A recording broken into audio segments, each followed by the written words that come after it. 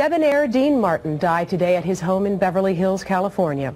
He ran with Frank Sinatra's so-called Rat Pack. When the king of cool was finally laid to rest on a chilly December day in 1995, the world noticed a gaping, tuxedo-sized hole in the front pew. Dean Martin was gone, and Frank Sinatra, the man who had been his partner in crime, booze, and brotherhood for decades, was nowhere to be found. The media screamed, "Feud," while fans feared the worst. But the truth wasn't about a grudge. It was about a man finally breaking.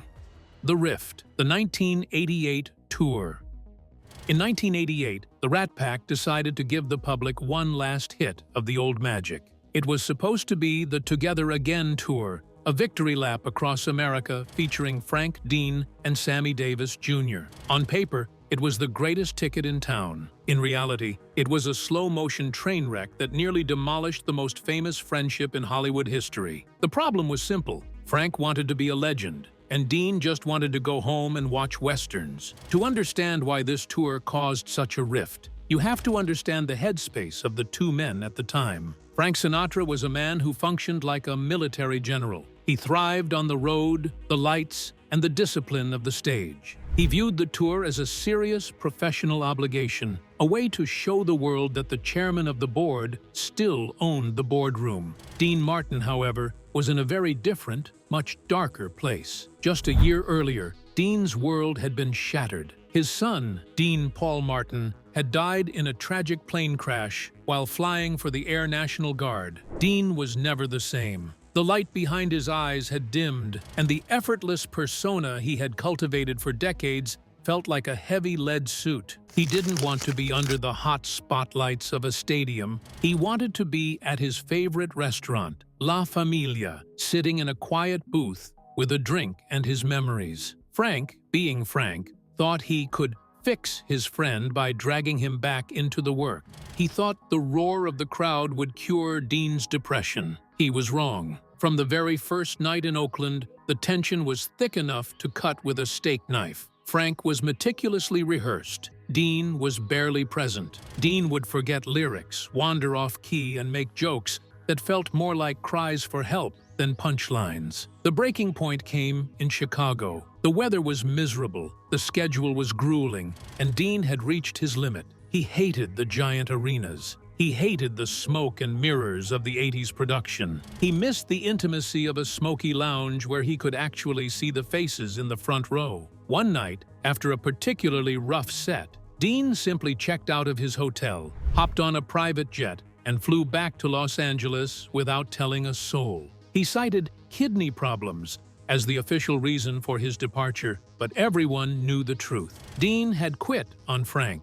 And in Sinatra's world, quitting was the ultimate sin. Frank was livid. He felt Dean had embarrassed him in front of the fans and the industry. He replaced Dean with Liza Minnelli to finish the tour, but the chemistry was gone. For a long time after that, the silence between the two men was deafening. Frank, known for his all-or-nothing loyalty, felt Dean had broken the code. He saw it as a betrayal of their professional legacy. He didn't understand that Dean wasn't trying to hurt him. Dean was just trying to survive the weight of his own grief. This wasn't just a spat over a schedule. It was a fundamental clash of philosophies. Frank believed that the show must go on, even if your heart is breaking. Dean believed that if your heart is breaking, there's no point in pretending otherwise. For several years, the pals became strangers. They lived only a few miles apart in Beverly Hills, yet they occupied different universes. The media ate it up, of course. They painted a picture of two aging titans locked in a bitter feud, a tragic end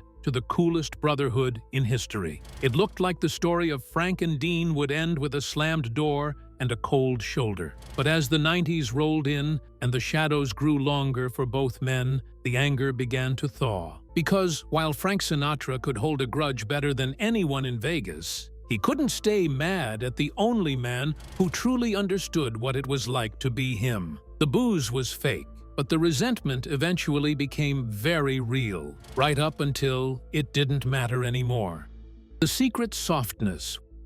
While the world thought the two most famous men in Vegas were busy throwing darts at pictures of each other, the reality was much quieter. By the early 1900s, the fiery ego that defined Frank Sinatra began to soften. He realized that holding a grudge against a man who was already half faded from the world was a hollow victory. He didn't need an apology anymore. He just needed his brother back. The reconciliation didn't happen with a grand public handshake or a joint press conference. It happened in the way old men usually settle things, through whispers and short, heavy phone calls. Frank began reaching out, tentatively at first, checking in on Dean through mutual friends and family. He started hearing reports of Dean's deteriorating state, how he would sit for hours at La Familia, staring into space, or how he had almost entirely retreated into a shell of silence. Frank's wife, Barbara, and Dean's ex-wife, Jean, played the roles of diplomats. They knew that if these two were left to their own devices, their pride might keep them apart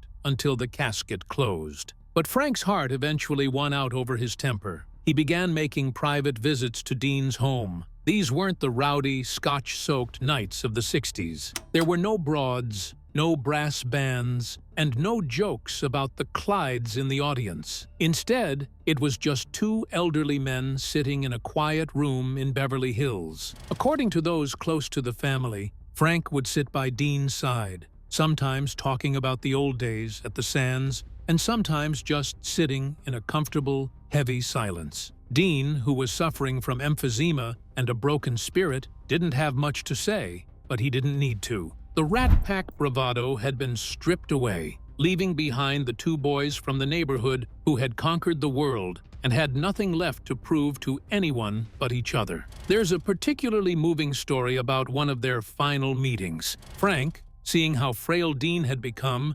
reportedly leaned over and kissed him on the forehead, whispering that he loved him. For a man like Sinatra, who projected an image of untouchable toughness, that gesture was everything. It was a total surrender of the 1988 together again anger. He realized that Dean hadn't quit the tour to spite him. Dean had quit the tour because he was tired of being Dean Martin. The public didn't know about these moments. The official narrative was still one of icy distance, which made the ending all the more shocking to the fans. Frank was keeping a secret. He was watching his best friend die in slow motion, and it was tearing him apart in a way that no bad review or failed marriage ever could. He was seeing his own mortality reflected in Dean's tired eyes. Even when they weren't together, Frank was obsessive about Dean's well-being. He would call the Martin household constantly, asking, "How's the kid doing?" It was his way of keeping watch. He knew the end was coming, and he was terrified of it.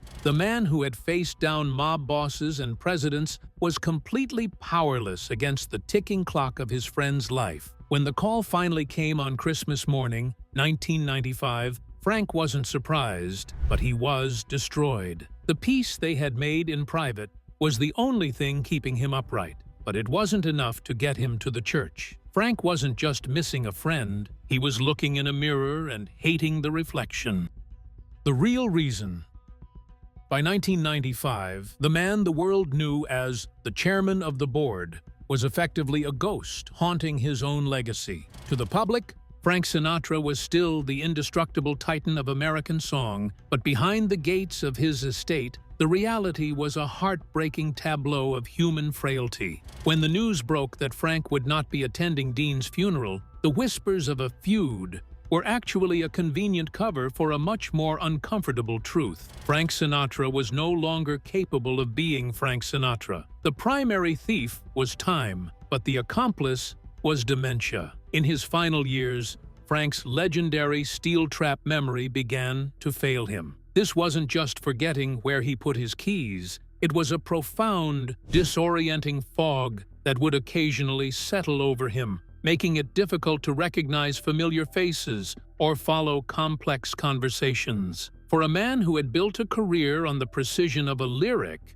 and the sharp timing of a joke, this was a special kind of hell. His wife, Barbara, and his inner circle were fiercely protective, creating a fortress of solitude around him to ensure the public never saw the icon in a state of confusion. Physically, he was just as battered. Frank was dealing with a litany of cardiac issues and respiratory problems that made even short trips a Herculean effort. He was 80 years old, and the decades of Jack Daniels, unfiltered Camels, and high-octane living had finally sent the bill. He was fragile, in the literal sense of the word. His bones were brittle, his heart was tired, and his stamina was gone. But the physical decline was only half the story. The emotional blow of Dean's death was the knockout punch that his doctors feared. Frank had always been a mercurial personality, prone to extreme highs and devastating lows. When Dean passed away on Christmas Day,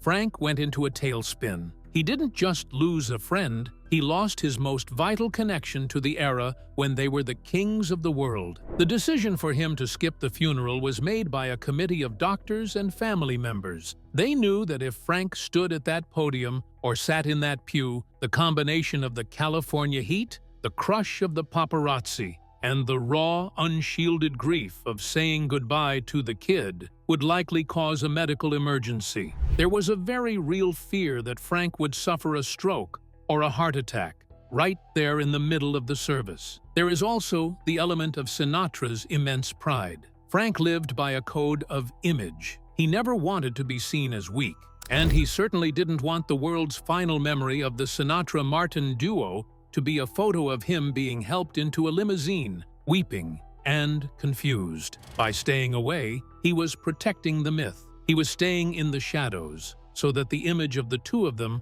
young, tan, tuxedoed, and laughing with a drink in hand, could remain untarnished. Instead of attending the service at Westwood Village Memorial Park, Frank mourned in the only way he had left, in private, surrounded by his own ghosts. He reportedly spent the day of the funeral in a state of quiet withdrawal. He watched the news reports, saw the crowds, and felt the void. To those in the room, it was clear that a part of Frank had died, along with Dean. The chairman was officially retired, not by choice, but by the cruel, slow erosion of his own body and mind. The absence at the funeral wasn't a slight, it was a surrender. Frank was simply too broken to say goodbye in front of an audience. He had given the public everything for 60 years, but this last bit of grief, this final, crushing weight of losing his brother, was something he had to carry alone, in the quiet of his own home, where the cameras couldn't see the tears or the tremors. The Rat Pack was down to its final flickering light, and Frank knew he didn't have the strength to keep the flame burning much longer. The King of Cool. To understand why Dean Martin's death hit Frank so hard, you have to understand who Dean actually was. While Frank was the chairman, Dean was the King of Cool, a title he earned by looking like the only man on Earth who wasn't trying. People often mistake Dean's persona for laziness, but the truth was much more calculated and, in many ways, more impressive. Dean Martin was the man who had mastered the art of being checked out while being the center of the room. Born Dino Crocetti in Steubenville, Ohio, Dean started out as a guy who didn't even speak English until he was 5. He was a prize fighter, a croupier, and a mob-connected kid who learned early on that if you looked like you didn't care, people couldn't hurt you. This don't-give-a-damn attitude became his superpower. When he paired up with Jerry Lewis, he was the straight man. But he was the coolest straight man in history.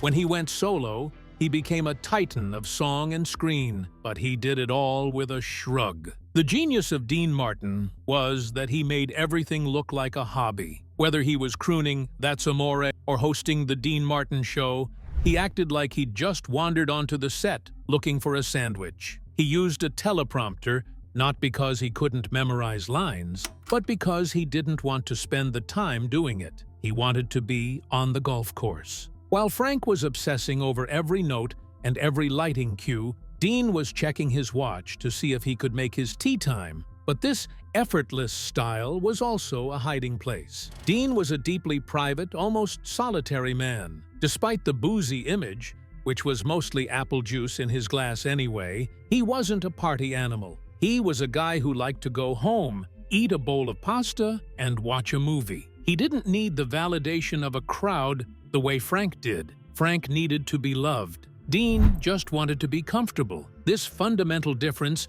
is what made their friendship so fascinating. Frank idolized Dean's ease. He wanted to be the guy who didn't care, but he was far too high-strung to ever pull it off. Dean, in turn, respected Frank's power, but was never intimidated by it. He was the only person who could call Sinatra Charlie Brown or tell him to shut up when he was being too intense. He provided the balance Frank's life desperately lacked. However, that checked-out nature took a dark turn after his son, Dean Paul, died in 1987. The mask of the King of Cool finally cracked, and what was underneath was a man who had simply lost interest in the world. He stopped recording, he stopped filming, and eventually he stopped socializing. The man who had once been the life of every party in Vegas spent his final years sitting in his favorite Italian restaurant, often dining alone or with a small group of family, staring at the walls. He had become a ghost before he even died. He wasn't interested in the legacy, the awards, or the Together Again tours. He had lived the dream, suffered the ultimate nightmare of losing a child, and decided he was done. When the emphysema took hold, he didn't fight it with the ferocity Frank would have. He accepted it with that same trademark shrug. Dean Martin's career was a masterclass in minimalism. He proved that you could conquer the world without ever breaking a sweat, and he showed that the most powerful thing a person can do is walk away when they've had enough. He was the anchor of the Rat Pack, the guy who kept the whole thing from floating away on Frank's ego. When he finally left the stage for good on that Christmas morning, he left a void that no amount of Sinatra's power could fill. Dean had spent his life making it look easy to leave, but for Frank, watching him go was the hardest thing in the world. He was the only man who could make Sinatra feel like a regular guy, and when he left, Frank was just a legend, lonely and cold at the top. The chairman. If Dean Martin was the man who wanted to be left alone, Frank Sinatra was the man who wanted to own the world. To understand why Dean's death broke Frank, you have to look at the engine that drove the chairman of the board. Frank Sinatra wasn't just a singer. He was an industry, a political force, and a psychological hurricane. While Dean operated on a shrug, Frank operated on will. Everything in Frank's life, from the way he phrased a Gershwin lyric to the way he expected his steak to be cooked, was a matter of life and death. Born in Hoboken, New Jersey, Frank was the only child of an assertive, politically active mother and a quiet, hard-working father. He grew up with a desperate need to be heard and a terrifying fear of being ordinary. By the time he became a Bobby Soxer idol in the 40s, he had already developed the Sinatra doctrine, total control or total chaos. He didn't just want to be a star, he wanted to be the sun around which everything else orbited. Unlike Dean, who treated his talent like a lucky break, Frank treated his voice like a precision instrument. He studied the breathing techniques of swimmers to hold notes longer. He analyzed the bow movements of violinists to understand how to legato a phrase. He was a perfectionist in an imperfect world, which made him both the greatest entertainer of his generation and a nightmare to work for. He was a man of moods. The black dog of depression would sit on his shoulder for weeks, followed by the ring-a-ding-ding highs, where he would fly his friends to Monte Carlo on a whim. This intensity defined his career. When he hit rock bottom in the early 50s, losing his voice, his recording contract, and his marriage to Ava Gardner, he didn't just fade away like most stars. He clawed his way back with From Here to Eternity, won an Oscar, and reinvented himself as the swingin' bachelor of the Capitol Records years. He proved he could survive anything, which gave him a sense of immortality that Dean never shared. Frank's obsession with power extended to his social circle. He was the leader of the Rat Pack because he demanded the role. He organized the schedules, he set the dress code, cufflinks were mandatory, and he decided who was in and who was a Clyde. He surrounded himself with a court because he couldn't stand the silence of an empty room. While Dean found peace in solitude, Frank found it terrifying. To Frank, being alone was the same as being forgotten.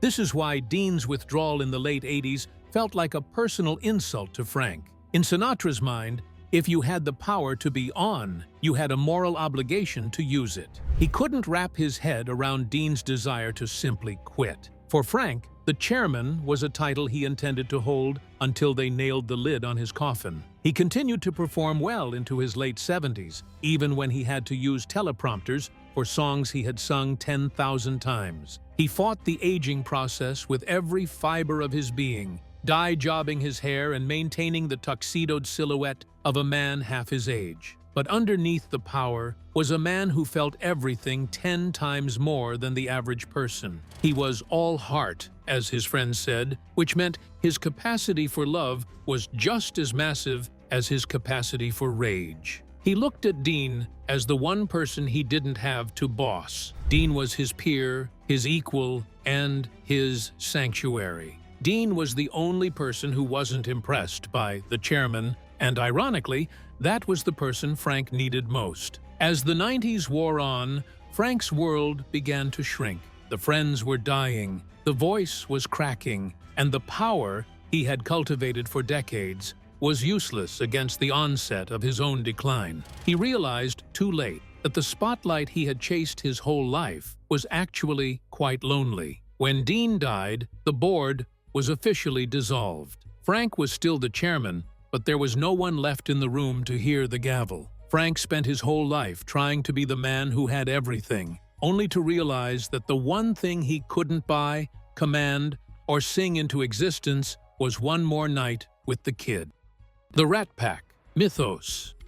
The Rat Pack wasn't just a group of guys who sang songs and cracked jokes. They were the architects of a specific kind of American cool that hasn't been seen since. They represented a post-war confidence, a cocktail-swigging defiance of the mundane. When you saw Frank, Dean, and Sammy together on stage at the Sands, you weren't just watching a show. You were watching a brotherhood that seemed invincible. They were the guys W. Ho had the keys to the city, the best tables in the house, and a secret language that the rest of us were only allowed to overhear. This mythos was built entirely on chemistry. You could put any three talented singers together, but you wouldn't get the Rat Pack. It required Frank's intensity, Sammy's desperate to please genius, and, most importantly, Dean's nonchalance. Dean was the glue, because he was the only one who didn't seem to care about the hierarchy. In the middle of a high-stakes performance, he'd trip Frank or spill a drink on his tuxedo, and for a split second, the chairman would be humanized. That was the magic. They were icons who acted like teenagers in a locker room. But as the 60s bled into the 70s and 80s, the mythos began to feel the weight of time. The world changed around them. The Beatles happened, Woodstock happened, and the sharp, tailored suits of the Sands began to look like relics. Yet, the public refused to let the dream die. People wanted to believe that somewhere in Vegas, the party was still going on, that the ice was still clinking in the glass, and the jokes were still flying. The loss of Dean Martin was the moment the dream finally collapsed. For decades, even when they weren't working together, the idea of Frank and Dean existed. As long as they were both alive and breathing the same California air, the Rat Pack lived. It was a comforting thought for a generation of fans. The pals were still out there, but when Dean passed away on Christmas Day, the 20th century's version of cool died with him. Frank felt this more than anyone. He knew that without Dean, he wasn't part of a pack anymore. He was just an old man in a big house. The Rat Pack was a shared identity, a collective shield against the world. When Dean left, the shield shattered. It signaled the end of an era where men could be kings of a town, where loyalty was the only law, and where a night out could last for 3 days. The cultural impact of their friendship was so vast that Dean's funeral felt like a state occasion. The fact that Frank wasn't there felt like the ultimate end-of-show signal. It was as if the lights in the casino had finally been turned off, and the janitor was sweeping up the confetti. The myth was over. The era of the Rat Pack had transitioned from a living, breathing thing into a museum exhibit, and Frank, the man who hated nostalgia, was left to curate the memories. They had changed entertainment by making it look like they weren't working at all. They made the audience feel like they were part of the in crowd. But the tragedy of the mythos is that it was always fueled by the genuine love between the two men at the center. Without Dean to play the foil, Frank's persona became heavy and solemn. The ring-a-ding-ding was gone, replaced by a haunting, lonely silence. The Rat Pack was down to its final, flickering light, and Frank knew he didn't have the strength to keep the flame burning much longer. In the end, Frank Sinatra's absence from Dean Martin's funeral wasn't an act of coldness, it was an act of total, agonizing defeat. For a man who had spent his entire life controlling every room he walked into, the funeral was the one room he couldn't master. He knew that the moment he looked at that casket, the chairman would vanish, leaving behind nothing but a broken 80-year-old man who had lost his North Star. By staying away, he wasn't disrespecting Dean, he was preserving him. He chose to keep the image of the kid alive in his mind, laughing and pouring a drink, rather than confronting the cold reality of a world without him. We now know the truth wasn't found in a tabloid headline about a grudge or a bitter fallout. The truth was written in the medical charts of a fading icon and the tear-stained private moments of a man who was simply too tired to perform one last time. Frank Sinatra had given the world every ounce of his soul for 6 decades, but he kept his final goodbye for himself. He stayed in the shadows because the sunlight of the Rat Pack era had finally set, and he didn't want the world to see him standing there in the dark. It was the ultimate, tragic Sinatra move, doing it his way, even when it hurt. 2.5 years later, Frank would follow Dean into the great beyond, finally reuniting the duo that defined a century. They say the lights on the Las Vegas Strip were dimmed when Frank died, but the truth is, the glow had really gone out the day Dean left. Frank just didn't have the heart to tell us until he was gone too. Are you a fan of both? If you enjoyed this look behind the curtain of Hollywood's greatest brotherhood, don't forget to subscribe for more stories.